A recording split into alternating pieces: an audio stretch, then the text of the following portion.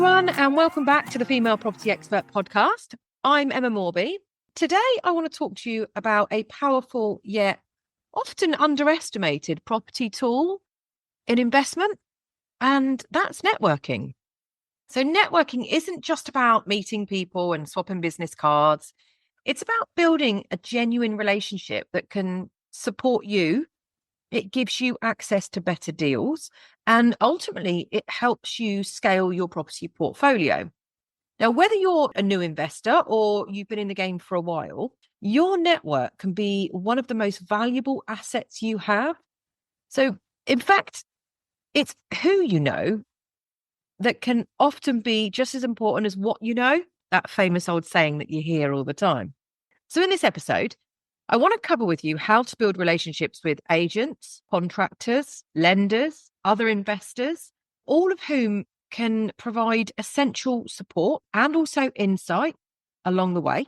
They'll also share their tips, and I'm going to share my tips on how to approach networking if you're just getting started, if you've never done networking before. I'm going to try and start building your confidence up through this episode. And you can then start building connections that will hopefully last and allow you to not feel so isolated when you're starting out your journey. By the end of today's episode, I really hope you will have got a toolkit of strategies that are going to create a strong network to boost your success in property investing. So I want to start with why networking is pretty essential to property investment. And it's actually quite crucial, if I'm honest. So often people assume that property investing is kind of a solitary journey. So you find properties, you crunch the numbers, and then you make the decisions all on your own. But in reality, the best opportunities are found through connections, or at least having that strong network to make a huge difference in terms of your deal flow, access to resources, and even financing options, to be fair. Now, think about it, okay?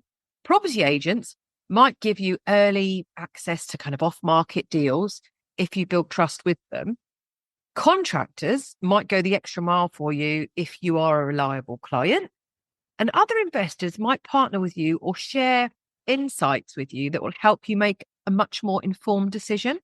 So basically, what I'm saying is, in a nutshell, your network can provide support, guidance, and an opportunity that would be hard, I think, to find alone. So if you are serious about property investing, networking is a skill you want to develop. So firstly, one of the first relationships you want to focus on is probably with the estate agents in the area you want to operate in. Now, these professionals are a key part to property investing as a process. They're the ones who can provide you with leads, or early leads, should I say, and notify you about up and coming listings and help you negotiate the best deals. So here's how I would start building a strong relationship with an estate agent.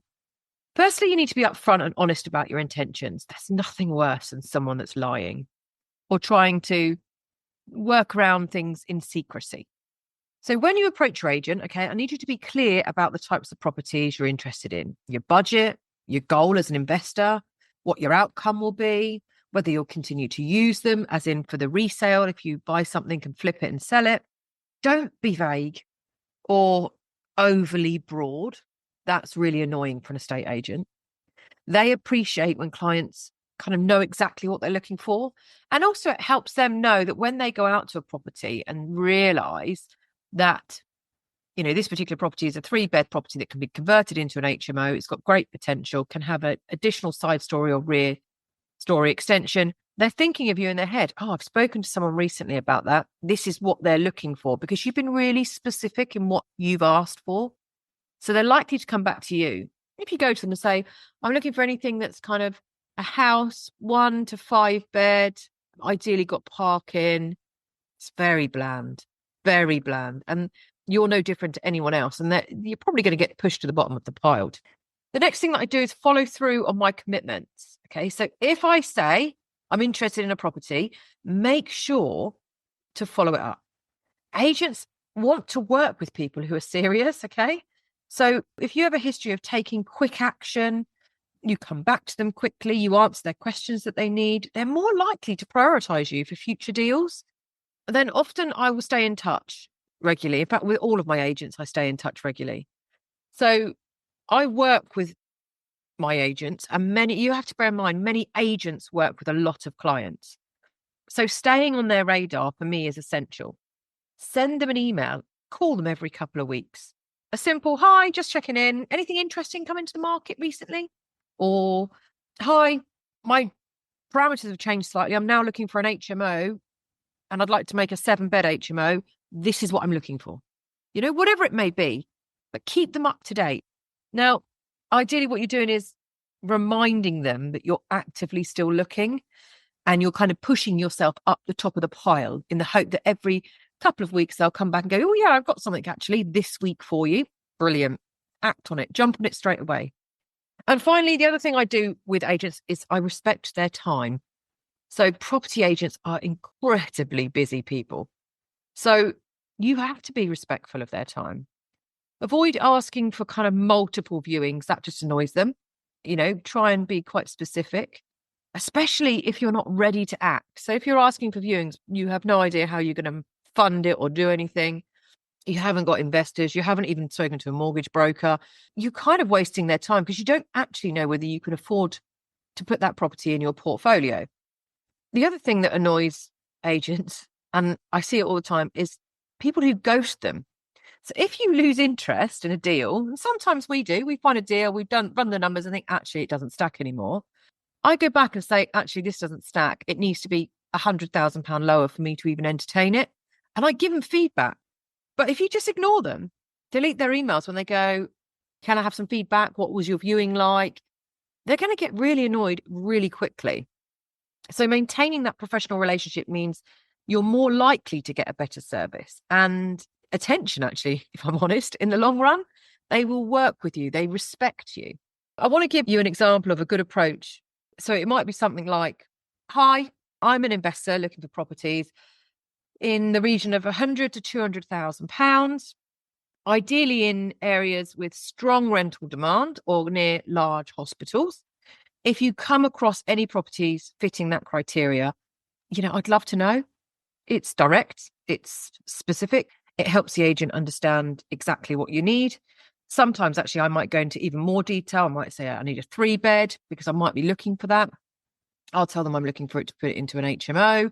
So that should mean that they won't operate where there's an Article 4, so that they won't then send me properties that are in an Article 4 area that can't physically become an HMO or can't without planning permission anyway. So I'll be quite specific. But it's important because an agent's time, as I said, and your time actually is quite important. Next, I want to talk about building relationships with contractors and builders. So these are the people who bring your property projects basically to life, okay? Whether it's a light refurb or a full renovation, they're the guys that are there doing the actual nitty-gritty, hands-dirty job. Now, a reliable contractor can save you time, money, a whole lot of stress.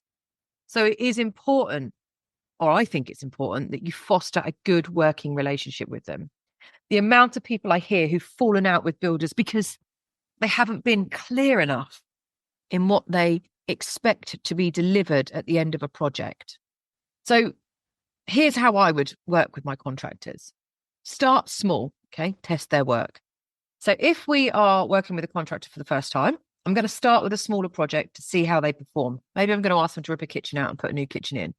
This is really key. Kitchens are quite hard to do.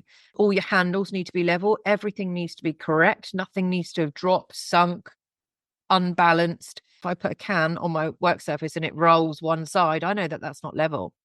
And it might look level to the eye, but I know it's not. You carry a level round and you realise, I got to the stage where I've got a little mini level that lives in my pocket now.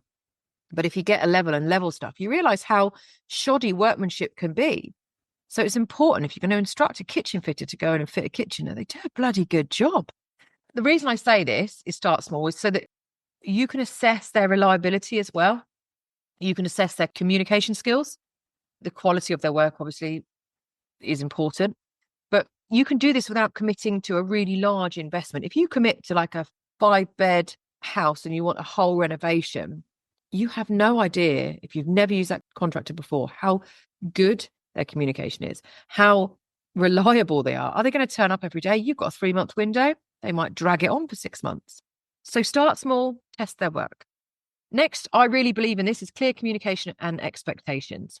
So we are as clear as possible with our instructions and our timelines. So if we want a job done within 2 weeks, we communicate that up front and we put it in writing. So they're very clear. There's no gray area.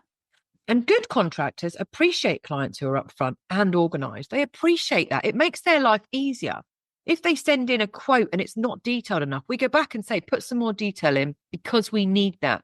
Because both of us are going to rely on that quote when we think you should have done something and you think you shouldn't have done something. We can pull that quote out and go, oh, actually, you did say you'd finish off the woodwork in the boot room or whatever it might be. The other thing is pay promptly and fairly. So many people, especially investors, I see they try to undercut contractors. And I just don't understand why. So respect for me goes both ways. If a contractor has completed work to a really high standard, pay them promptly. Don't drag it out for 4 months because you've got cash flow issues. The cash flow issues are your problem within your business, not the contractor's problem. Now, if you pay them promptly, this is going to build goodwill.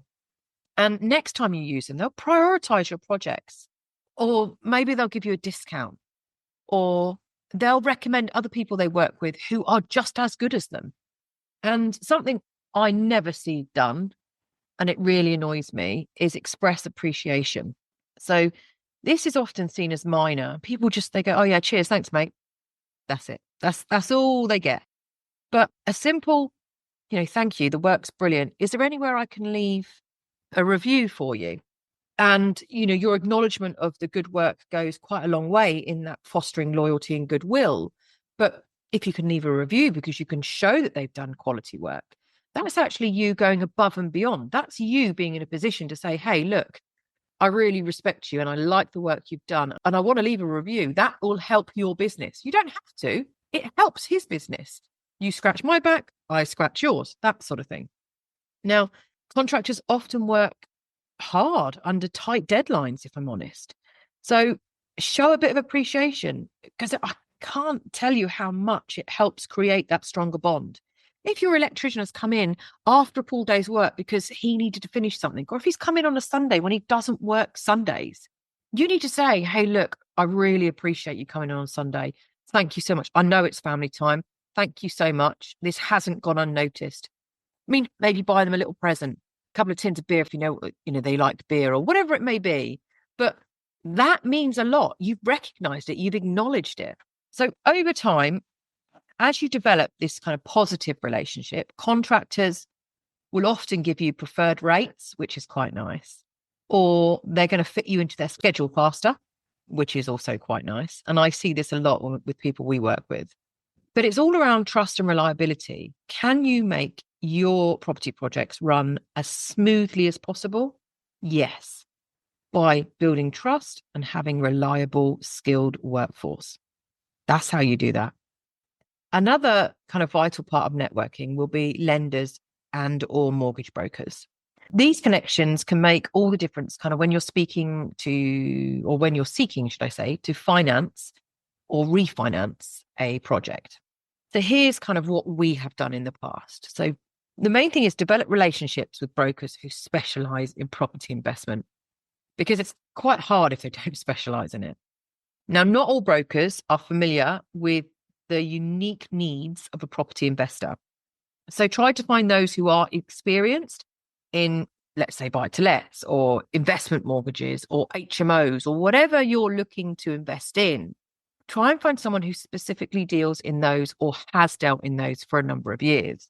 Keep your finances organized.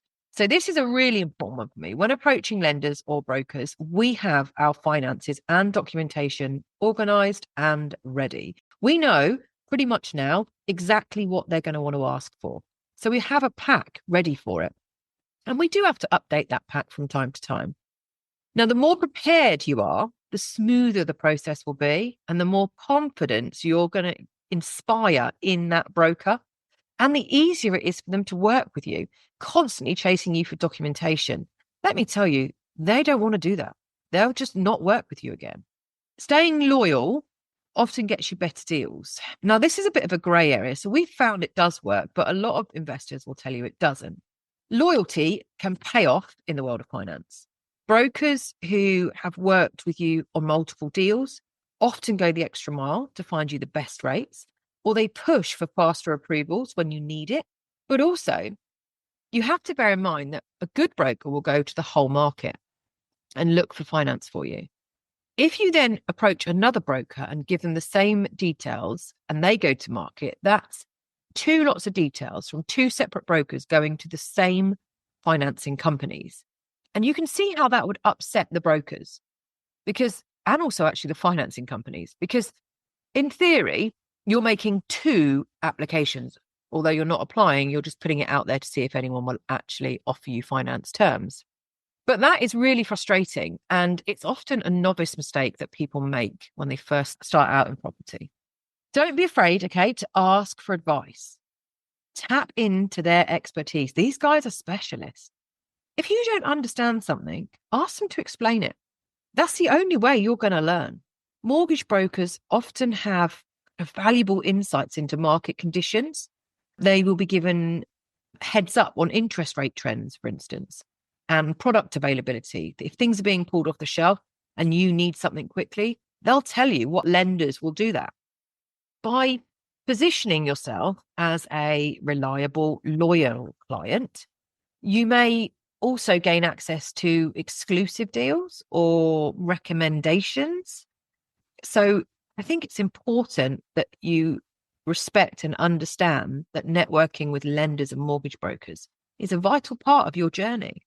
Building that strong relationship with a reliable mortgage broker can save you thousands over the life of your property portfolio.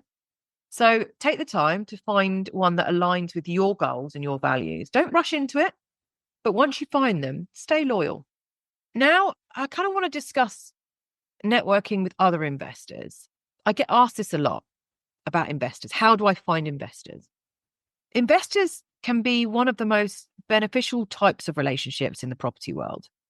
Other investors bring a diverse perspective and often have experiences that you can learn from, whether it be financing, legal considerations, or even local market trends.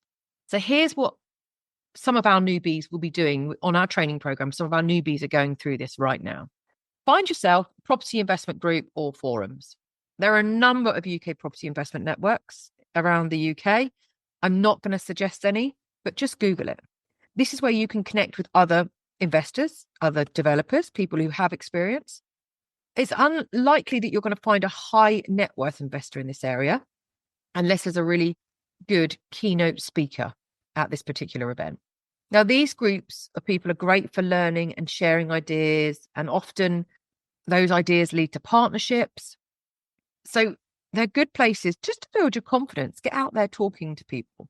Then you can do local meetups and networking events. Now, these are face-to-face connections, and they're so much more powerful. There are cities all over the place that have local property meetups where you can meet like-minded people just like you. There are property conventions, there are expos, there are investment seminars, and they're all excellent places to expand your network, learn, soak up all the knowledge that's being shared. Networking isn't just about what you can get from it, which is what a lot of people do when they go networking, but it's also about what you can give. So if you have valuable experience or you've learned something useful, share it. So this positions you as someone who contributes, and it's going to foster goodwill in the long run. So if you happen to know you've got a really good mortgage broker, why don't you share that with the odd person?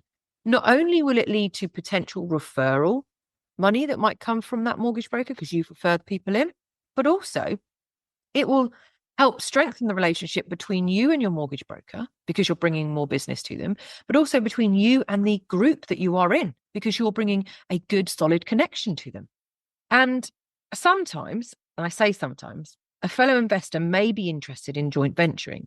So if you've got a particular project on the go and you haven't got the funds, you may require the capital to be able to start that particular project. Or vice versa. It doesn't have to be all about money. It could be that they've got a project and you could then put money into that pot. The main thing is you need to create a partnership that could be mutually beneficial. Do not create a partnership with someone who has nothing to offer. They have to have some experience, probably more than yours if you're a newbie, and understand that you may, as that partnership grows, you may actually need to give away more than you'd like to initially, because this person who's got a lot of experience, a lot of knowledge, potentially wealth, carries a much more clout within the industry and means you'll get better rates, you'll get better terms, you will get more lending options, you're going to get better contractors because they're introducing you to all of these people. So that might mean that you might only make 25% off of your deal as opposed to the 100% you wanted or the 75% that you wanted. So bear that in mind. The first few deals, you may not make the money you want, but the experience you're going to gain is absolutely off the charts.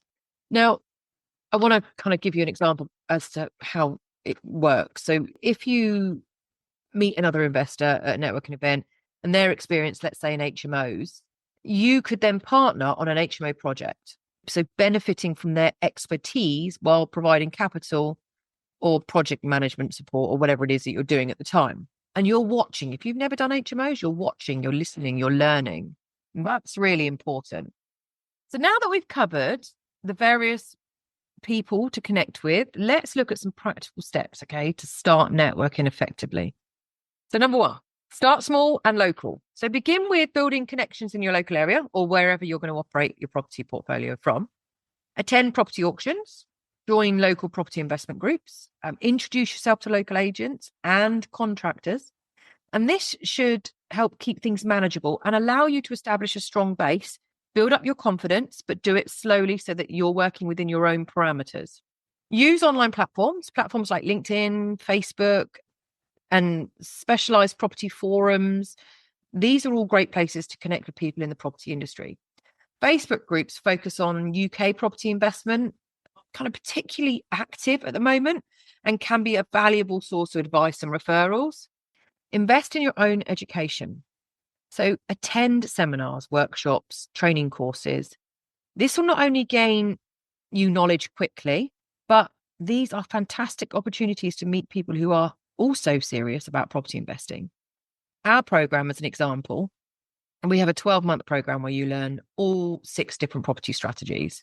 And it comes with all the bells and whistles that you could possibly want.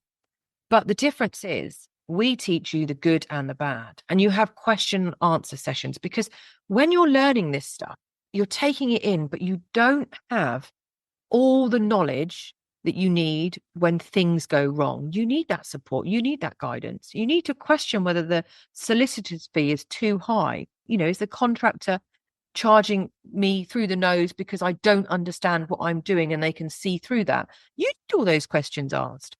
So create that network. Learn from the people who are educating you. I can't tell you how many times I get told, oh, well, why would you pay for education? You just learn this stuff. You're not paying for the education. Well, of course you are, but you're paying for someone's expertise. My expertise are huge, and you're paying for my expertise. You're paying for my time. You're paying for my knowledge. You're paying for my experience that I can guide you through in the hope that you don't make the same mistakes, in the hope that you can get there faster. That's the whole point. If you're interested in joining, we only take 40 people on a year, but if you're interested in joining Property Unwrapped program, go to our website, which is www.thefemalepropertyexpert.co.uk, and click on there, Property Unwrapped, and sign yourself up. Or you can go to our social medias and go down and click on there and sort of through our bio and sign yourself up there. The other thing is follow up. And I mentioned this briefly with agents and stuff, but if you meet someone interesting or you feel is useful at events, follow up with a polite message, a simple thank you note or a LinkedIn connection.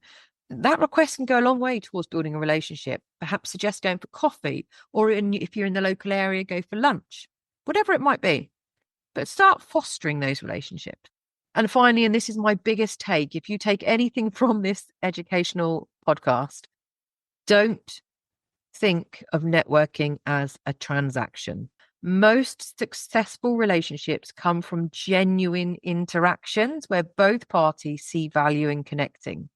If you go here just expecting to take constantly from these people, eventually they will realize who you are and what you are and not want to be around you. So come to the table with some, something that's going to benefit them. Find common ground. Do they have children? What football team do they support? Find interesting facts about these people you're talking to. It's not all about business. If you build a relationship with someone, and I'll give an example. I built a relationship with a lady who became an investor of ours, and she loves spas. And I said to her, I tell you what, there's one of the best spas in the country in Reading. Let's go. I didn't pay for her. I booked today. We went. I had a whole day of talking to her, finding out all about who she was, whether she connected with us. She found out all about who we were. That day, I cannot tell you, it built a relationship almost overnight. It was brilliant. And it was doing something that we both loved, and she'd never been to this spa before. So think about what you're doing. These people are people. They're not cash cows. So thank you for listening today on the Female Property Expert podcast.